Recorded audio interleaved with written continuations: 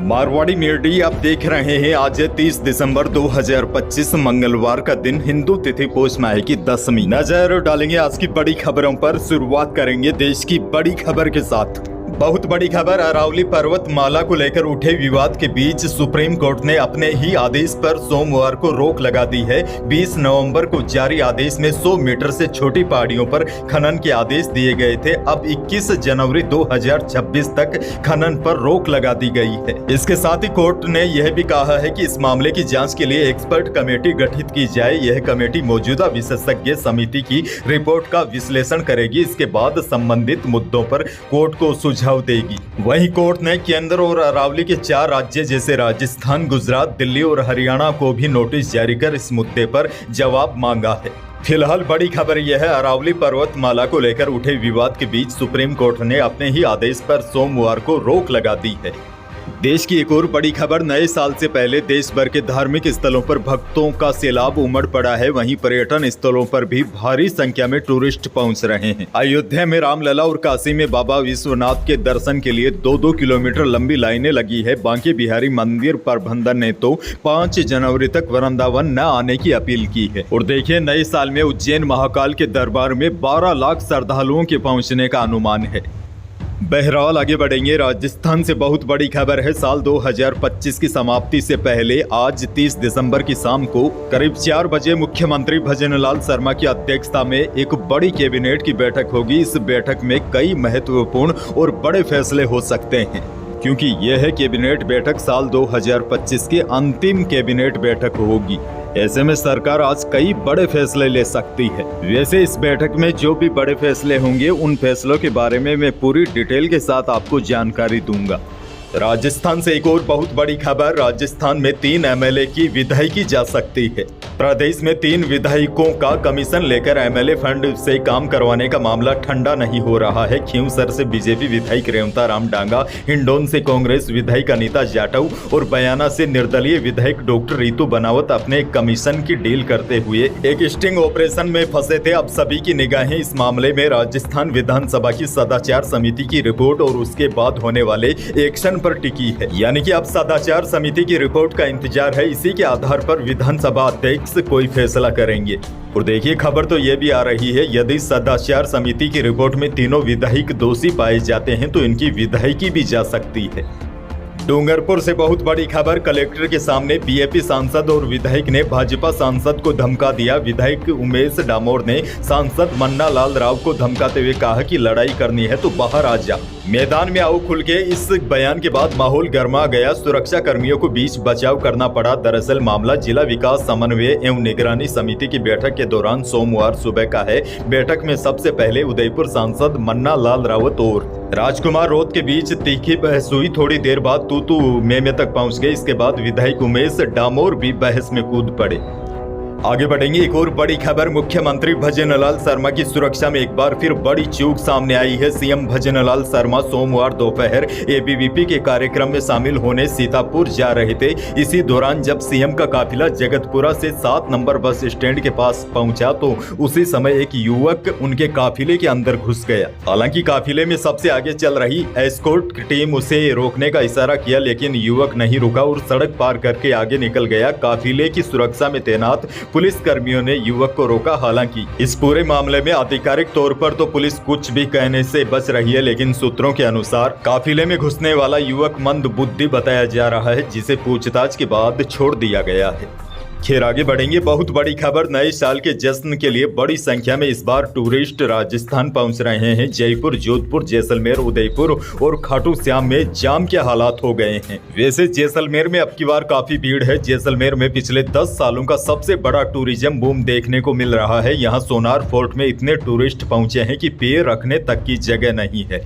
यही हालात उदयपुर में है। यहाँ बोटिंग के लिए 2 घंटों का इंतजार करना पड़ रहा है। सिक्कर के खाटू श्याम जी में भी दर्शन के लिए भक्तों की भीड़ है। यहाँ 1.5 घंटे में श्रद्धालुओं के दर्शन नहीं हो पा रहे हैं। अच्छा देखिए, सबसे बड़ी जानकारी आपको दे दूं, जैसलमेर में अब की बार 31 दिसंबर तक 6 लाख टूरिस्ट पहुंचने की संभावना है।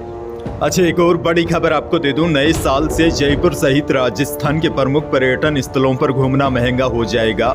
इसके पीछे कारण यह है, राजस्थान सरकार के अधीन आने वाले ऐतिहासिक स्मारकों और पर्यटक स्थलों की प्रवेश शुल्क दरों में बढ़ोतरी कर दी गई है, जो नए साल 1 जनवरी 2026 से लागू होगी।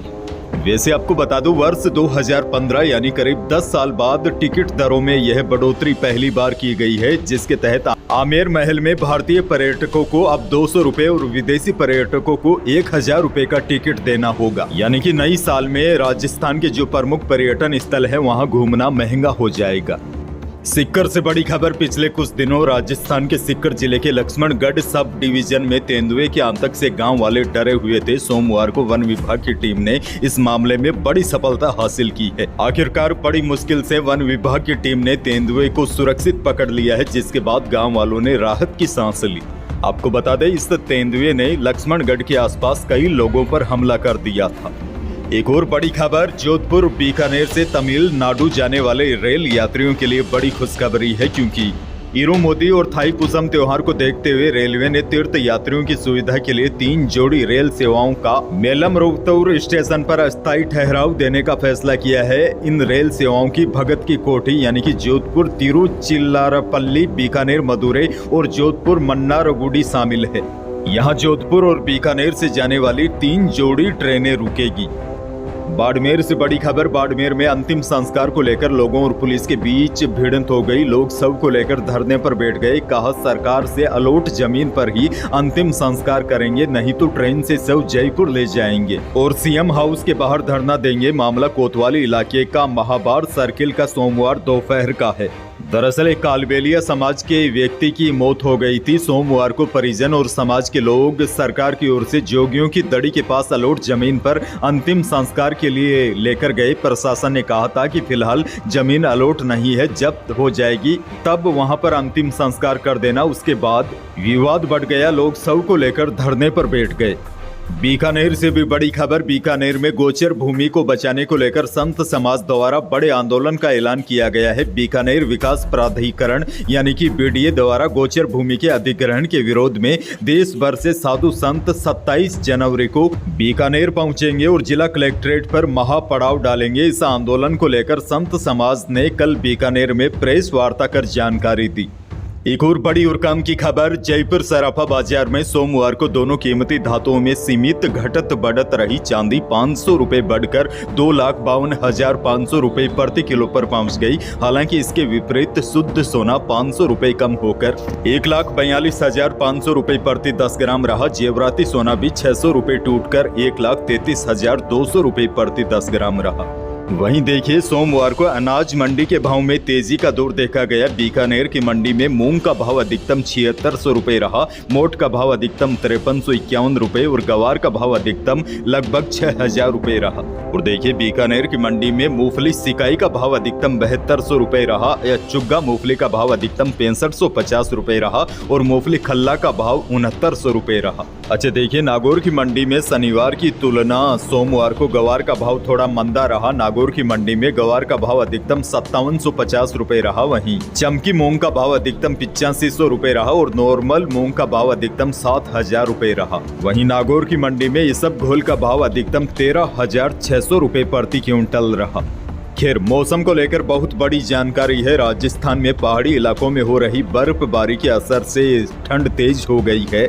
और देखिए, सबसे बड़ी जानकारी तो यह है, मौसम विभाग के ताजा अपडेट के अनुसार नए साल के अवसर पर राज्य के कुछ हिस्सों में हल्की बारिश यानी कि माउट की भी संभावना जताई गई है। मौसम विशेषज्ञों के अनुसार यह बारिश मुख्य रूप से बीकानेर संभाग और शेखावाटी क्षेत्रों के जिलों में देखने को मिल सकती है। मौसम केंद्र जयपुर ने बताया कि नए साल की पूर्व संध्या और उसके अगले दिन यानी 31 दिसंबर और 1 जनवरी को पश्चिमी विक्षोभ सक्रिय रहेगा। इसके चलते राज्य के उत्तरी और पश्चिमी भागों में हल्की बारिश हो सकती है। यह बारिश ज्यादातर बीकानेर, चूरू, सीकर, झुंझुनू और आसपास के जिलों में दर्ज की जा सकती है। राज्य के कुछ हिस्सों में जनवरी के पहले सप्ताह में घना कोहरा पड़ने की भी संभावना जताई है। मौसम विभाग ने सर्द हवाओं की वजह से तापमान में गिरावट का भी अनुमान जताया है। बड़ी जानकारी यह है, नए साल के अवसर पर मौसम में भी बड़ा बदलाव देखने को मिलेगा और इस दौरान प्रदेश के उत्तरी पश्चिमी भागों के कुछ इलाकों में हल्की बारिश की भी संभावना है। तो यही थी प्रदेश और देश की आज की बड़ी और महत्वपूर्ण खबरें। वीडियो को लाइक करना बिल्कुल न भूलिए और चैनल पर नए हैं तो सब्सक्राइब जरूर कीजिए ताकि आप अपडेट रहे बड़ी और काम की खबरों से। धन्यवाद।